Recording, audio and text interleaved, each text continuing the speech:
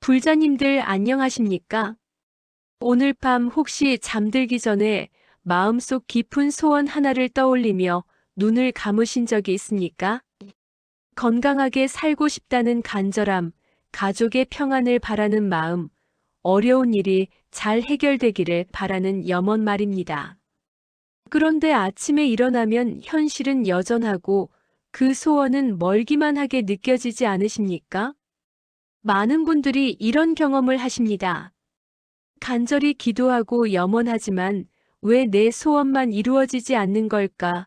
혹시 내가 잘못 기도하고 있는 건 아닐까 하는 의구심을 품게 되죠. 특히 요즘 같은 시대에는 더욱 그런 것 같습니다. 물가는 치솟고 건강은 염려스럽고 가족 간의 갈등도 있고 미래에 대한 불안감도 커져만 갑니다.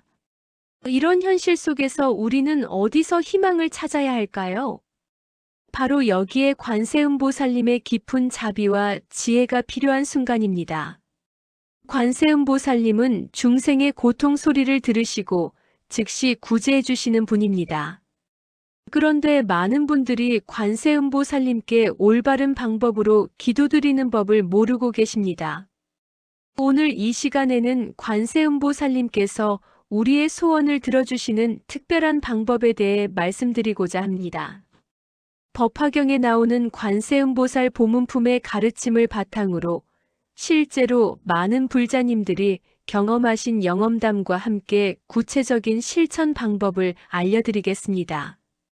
첫 번째는 관세음보살님의 자비 광명을 받는 올바른 마음가짐입니다. 두 번째는 소원 성취를 위한 정확한 염불과 기도 방법입니다. 세 번째는 잠들 때 켜두면 좋은 특별한 수행법입니다.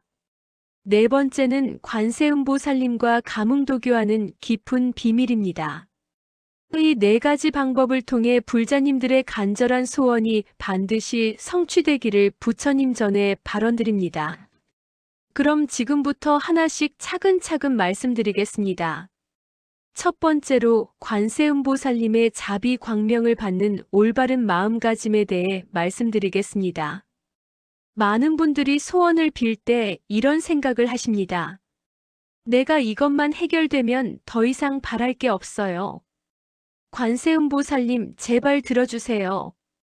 이런 마음 자체는 나쁘지 않습니다. 하지만 여기에는 중요한 것이 빠져 있습니다. 바로 모든 중생에 대한 자비심입니다. 법화경 관세음보살 보문품에서는 이렇게 말씀하고 계십니다. 관세음보살이 이 사바세계에서 자제한 힘을 나타내어 여러 가지 두려움과 고통, 재앙에서 중생을 구제하느니라. 여기서 핵심은 여러 중생이라는 표현입니다. 관세음보살님은 나 혼자만을 위해 계시는 것이 아니라 모든 중생의 고통을 함께 보살펴 주시는 분이십니다. 그렇다면 우리가 소원을 빌 때도 나만을 위한 이기적인 마음보다는 모든 중생이 함께 행복하기를 바라는 보리심으로 시작해야 합니다. 예를 들어서 건강을 위해 기도할 때 저만 건강하게 해주세요라고 하기보다는 모든 중생이 질병의 고통에서 벗어나게 해주시고 특히 저에게도 건강한 몸을 주시어 더 많은 중생을 도울 수 있게 해주세요라고 기도하는 것입니다. 이런 마음가짐의 차이가 얼마나 중요한지 실제 사례로 말씀드리겠습니다.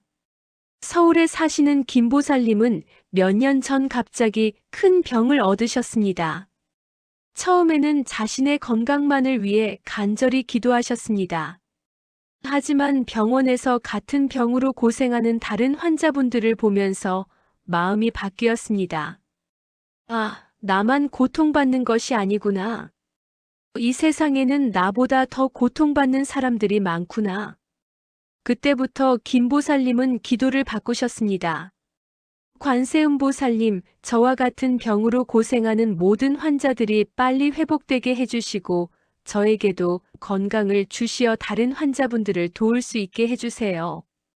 이렇게 기도하기 시작하신 지 얼마 되지 않아서 김보살님의 병은 호전되기 시작했습니다. 그리고 회복된 후에는 실제로 같은 병으로 고생하는 환자분들을 위한 봉사활동을 시작하셨습니다. 이것이 바로 관세음보살님의 자비 광명을 받는 올바른 마음가짐입니다.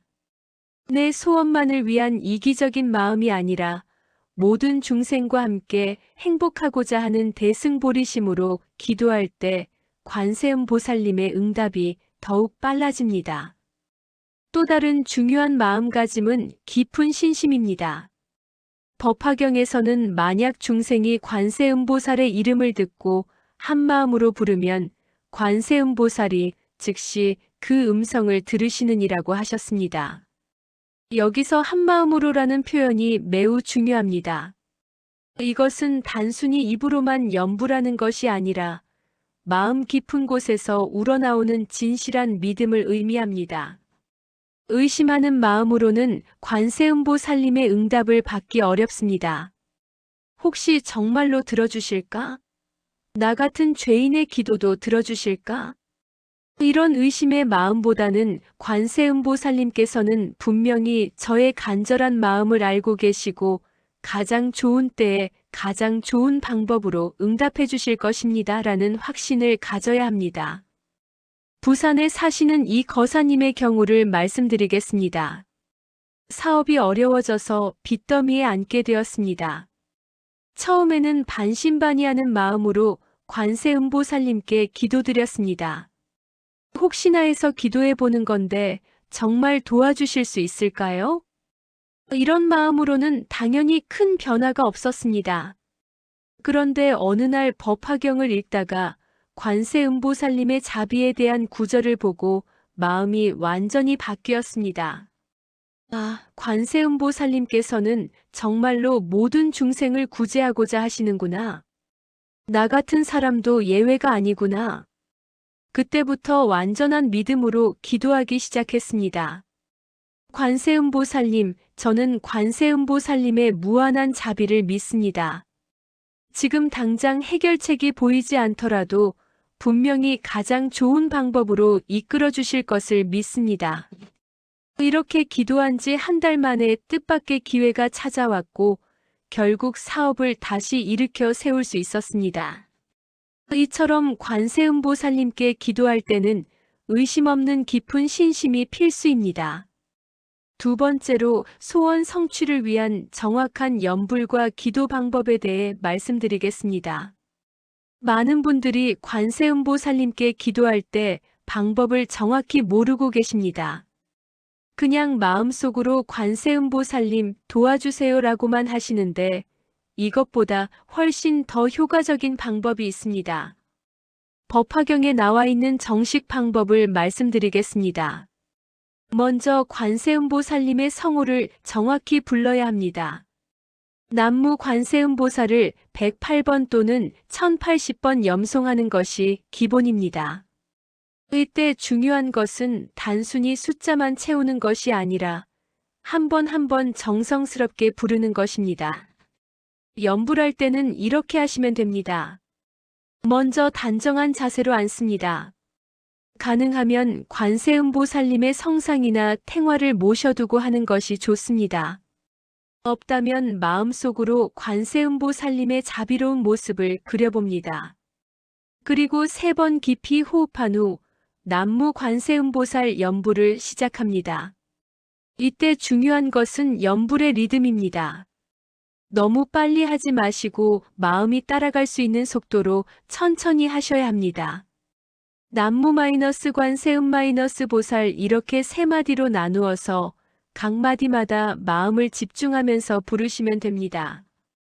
특히 관세음에서는 관세음보살님께서 중생의 소리를 들어주시는 모습을, 보살에서는 그 자비로운 모습을 떠올리면서 염불하시기 바랍니다. 대구에 사시는 박 보살님은 이 방법으로 큰 효험을 보셨습니다. 아들이 교통사고로 중환자실에 있을 때 매일 병원에서 이렇게 정성스럽게 염불하셨습니다.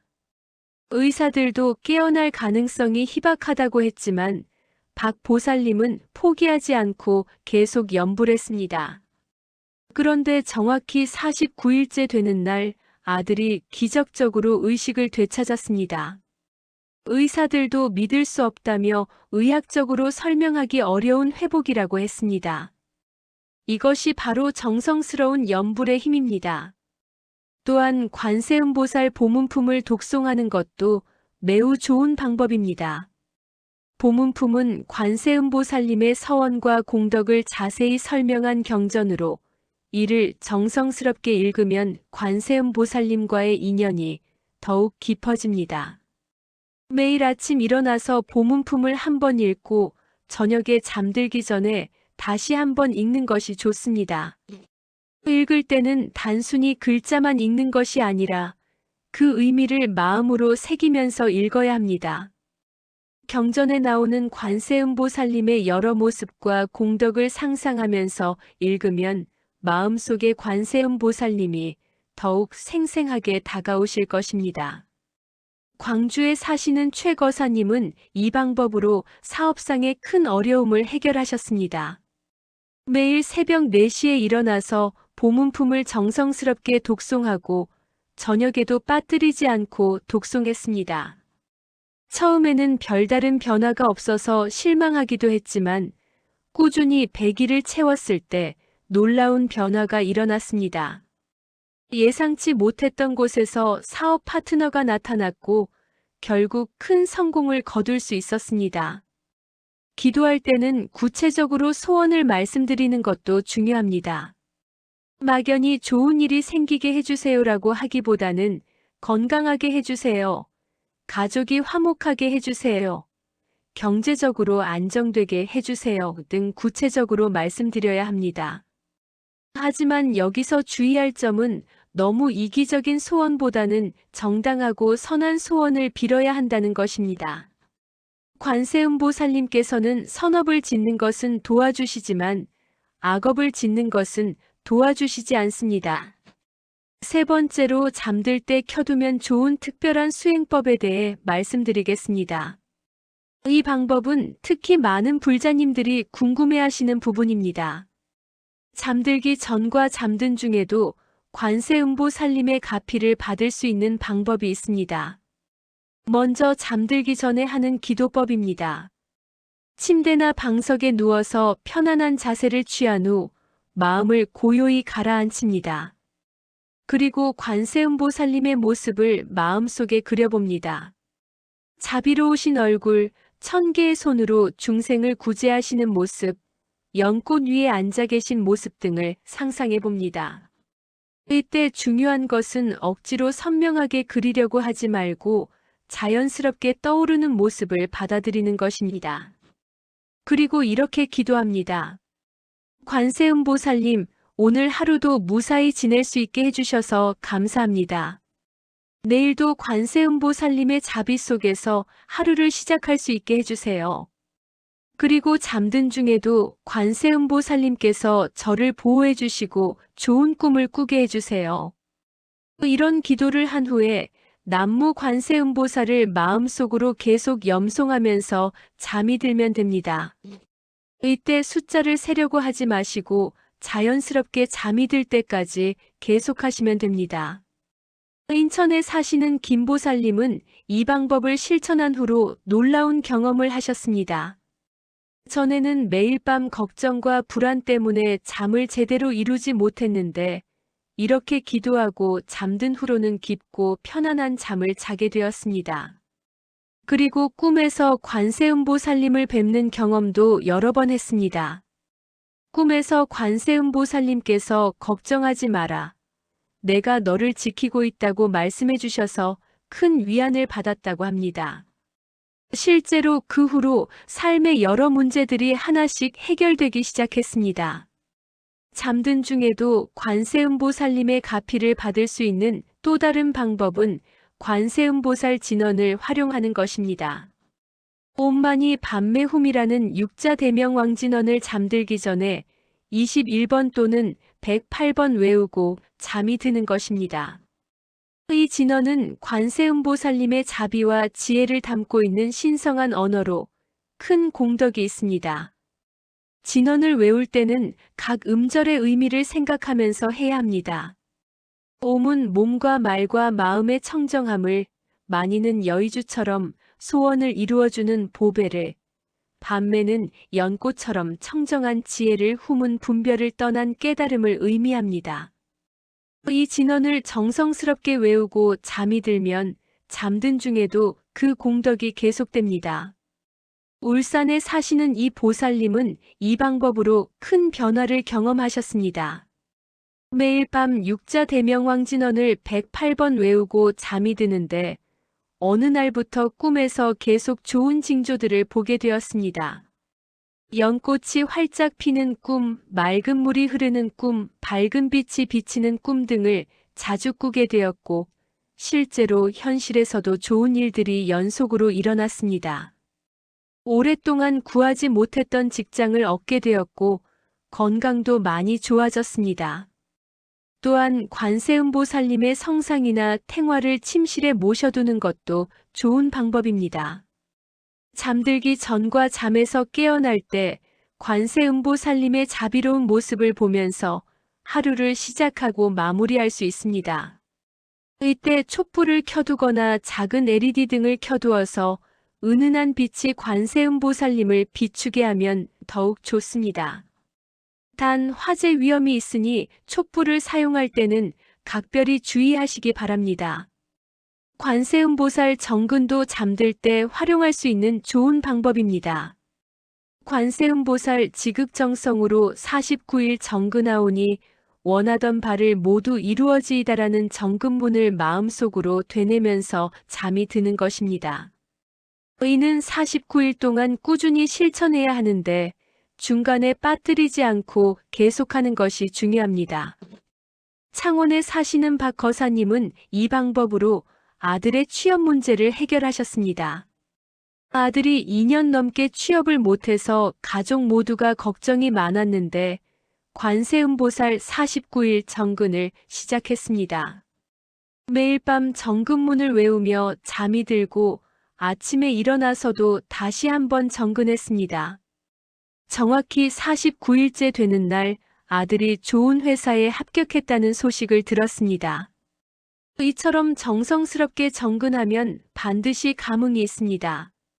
네 번째로 관세음보살님과 감흥도교하는 깊은 비밀에 대해 말씀드리겠습니다. 감흥도교라는 것은 우리의 간절한 마음과 관세음보살님의 자비가 서로 만나서 하나가 되는 것을 의미합니다. 이것이 바로 소원 성취의 가장 깊은 비밀입니다. 많은 분들이 기도는 열심히 하시는데 정작 관세음보살님의 응답을 알아차리지 못하는 경우가 많습니다. 관세음보살님의 응답은 항상 우리가 기대하는 방식으로만 오는 것이 아닙니다. 때로는 꿈을 통해서, 때로는 우연한 만남을 통해서, 때로는 갑작스러운 아이디어나 영감을 통해서 오기도 합니다. 중요한 것은 일상 속에서 관세음보살님의 손길을 민감하게 느끼는 것입니다. 법화경에서는 관세음보살이 중생의 근기에 따라 여러 가지 모습으로 나타나서 법을 설한다고 하셨습니다. 이것은 관세음보살님께서 우리 각자에게 가장 필요한 방식으로 도움을 주신다는 의미입니다. 전주에 사시는 정보살님의 경우를 말씀드리겠습니다. 남편이 갑자기 병에 걸려서 수술을 해야 하는 상황이 되었습니다. 정보살님은 매일 관세음보살님께 남편의 건강을 위해 기도했습니다. 그런데 어느 날 길을 가다가 우연히 한 스님을 만나게 되었습니다. 그 스님께서 요즘 마음이 많이 무거우시죠? 관세음보살님께서 보내신 말씀이 있습니다. 남편분의 수술은 잘 될 테니 걱정하지 마시고 대신 평소에 몸 관리를 잘 하시라고 하네요 라고 말씀하셨습니다. 정보살님은 깜짝 놀랐습니다. 자신이 관세음보살님께 기도하고 있다는 것을 그 스님께 말한 적이 없는데 어떻게 알고 계시는지 신기했습니다. 그리고 정말로 남편의 수술은 성공적으로 끝났습니다. 이처럼 관세음보살님의 응답은 예상치 못한 방식으로 올 때가 많습니다. 그래서 우리는 항상 열린 마음으로 일상을 살펴봐야 합니다. 감흥도교를 위해서는 무엇보다 꾸준한 정진이 필요합니다. 하루 이틀 기도하고 응답이 없다고 포기해서는 안 됩니다. 관세음보살님의 시간과 우리의 시간은 다를 수 있습니다. 우리가 급하다고 해서 모든 것이 즉시 해결되는 것은 아닙니다. 관세음보살님께서는 우리에게 가장 좋은 때에 가장 좋은 방법으로 도움을 주십니다. 때로는 우리가 원하는 것과 다른 형태로 응답해 주실 수도 있습니다. 예를 들어 돈을 달라고 기도했는데 돈 대신 건강을 주실 수도 있고 좋은 직장을 구했는데 대신 좋은 인연을 주실 수도 있습니다. 이런 때에도 이것이 지금 내게 가장 필요한 것이구나라고 감사하는 마음을 가져야 합니다. 포항에 사시는 김거사님은 이런 경험을 하셨습니다. 사업 자금이 급하게 필요해서 관세음보살님께 간절히 기도했습니다. 그런데 돈은 생기지 않고 대신 오랫동안 연락이 끊어졌던 친구가 연락을 해왔습니다. 처음에는 실망했지만 그 친구와 함께 새로운 사업을 시작하게 되었고 결국 전보다 훨씬 더 큰 성공을 거두게 되었습니다. 나중에 생각해보니 단순히 돈을 주시는 것보다 훨씬 더 큰 복을 주신 것이었습니다. 가문도교를 위해서는 자신의 업장을 닦는 것도 중요합니다. 아무리 간절히 기도해도 업장이 무거우면 관세음보살님의 응답을 받기 어렵습니다. 업장을 닦는 방법으로는 참회, 보시, 지계, 인욕, 정진, 선정, 지혜 등의 육바라밀을 실천하는 것이 있습니다. 특히 참회는 매우 중요합니다. 과거에 지은 잘못된 행동들을 진심으로 뉘우치고 다시는 그런 행동을 하지 않겠다고 다짐하는 것입니다. 관세음보살님께 기도하기 전에 먼저 참회 기도를 하는 것이 좋습니다. 관세음보살님, 제가 지금까지 몸과 말과 마음으로 지은 모든 잘못된 업을 참회합니다. 무명과 탐욕 때문에 많은 실수를 했습니다. 이제부터는 올바른 길을 가겠습니다라고 진심으로 참회하시기 바랍니다. 진주에 사시는 이 보살님은 참회의 공덕으로 큰 변화를 경험하셨습니다. 젊었을 때 많은 잘못을 저질러서 늘 마음이 무거웠습니다. 관세음보살님께 기도해도 별다른 응답이 없어서 포기할 뻔했는데 한 스님께서 참회의 중요성을 말씀해 주셨습니다. 그때부터 매일 108배 참회를 시작했습니다. 처음에는 형식적으로 했지만 점점 진심으로 참회하게 되었습니다. 100일 참회를 마쳤을 때 마음이 완전히 달라졌습니다. 그리고 그때부터 관세음보살님의 응답을 분명히 느낄 수 있게 되었습니다. 마지막으로 가문도교의 가장 중요한 비밀은 무아의 마음입니다. 내가 기도하고 내가 소원을 이루겠다는 아집을 버리고 모든 것을 관세음보살님께 맡기는 것입니다. 나의 뜻이 아니라 관세음보살님의 뜻대로 이루어지게 해주세요라는 마음으로 기도할 때 진정한 가문도교가 이루어집니다. 이런 마음으로 기도하면 집착과 불안이 사라지고 마음이 평안해집니다. 그리고 그런 평안한 마음 상태에서 관세음보살님의 자비와 지혜를 더욱 명확하게 받을 수 있게 됩니다. 이상으로 관세음보살님께 소원 성취를 위해 기도드리는 4가지 방법을 모두 말씀드렸습니다. 다시 한번 정리해드리겠습니다. 첫째, 모든 중생에 대한 자비심과 깊은 신심을 바탕으로 한 올바른 마음가짐을 가져야 합니다. 둘째, 남무 관세음보살 연불과 보문품 독송을 통한 정확한 기도 방법을 실천해야 합니다. 셋째, 잠들기 전 관세음보살님께 의탁하고 진언이나 정근을 통해 하룻밤 내내 가피를 받는 특별한 수행법을 활용해야 합니다. 넷째, 일상 속에서 관세음보살님의 응답을 민감하게 알아차리고 참회와 무아의 마음으로 진정한 가문도교를 이루어야 합니다. 이 4가지 방법을 꾸준히 실천하신다면 불자님들의 간절한 소원이 반드시 성취될 것입니다. 관세음보살님의 자비는 한량없고 그 응답은 확실합니다.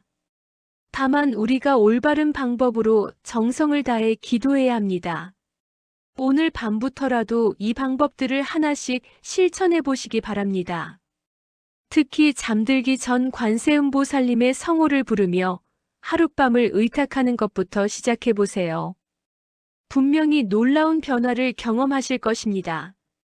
오늘 이 말씀이 불자님들께 도움이 되었다면 좋아요 버튼을 눌러주시고 댓글로 여러분의 경험담도 나누어 주시기 바랍니다. 다른 불자님들에게도 도움이 될 것입니다. 그리고 구독과 알림 설정도 해두시면 앞으로도 유익한 불법 말씀을 계속 들으실 수 있습니다. 끝으로 오늘 이 자리에서 함께 들은 법문의 공덕을 모든 중생과 함께 나누며 모든 중생이 관세음보살님의 자비 속에서 행복하고 평안하기를 발언합니다. 관세음보살님의 무량한 자비가 불자님들과 가족 모두에게 함께 하시기를 빕니다. 나무 관세음보살, 나무 관세음보살, 나무 관세음보살.